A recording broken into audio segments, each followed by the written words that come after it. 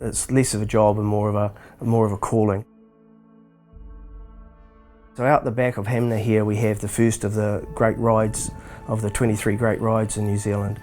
And so it was opened in 2010, that's the St James Cycle Trail, through the amazing St James Conservation Area.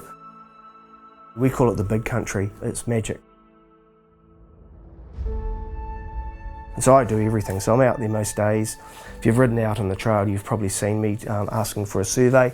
If you've done the St James, do the survey. That's how I get funded. But it's also do all the maintenance, need to make, and it's just constant really. We need to catch up on about a decade of what I would call deferred maintenance, and we've started on that now. It'll be back to being the icon of the great rides shortly.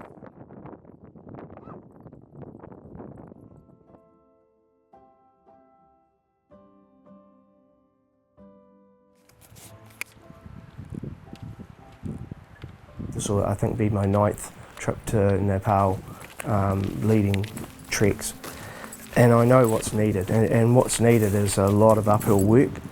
But the trouble with having such short stumps like I have, coming back down just wrecks your stumps for no training benefit.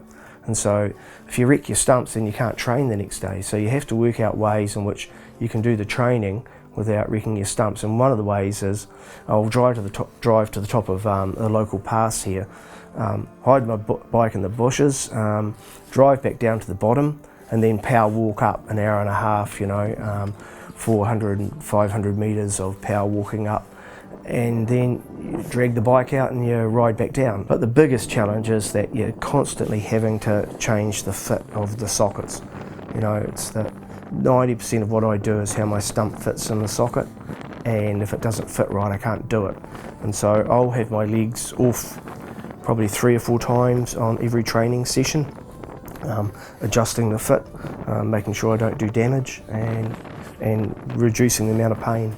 On the 9th of November, we'll set off from Kathmandu. It's a really magic place for me, plus that history is really neat as well. Yeah, it's magic.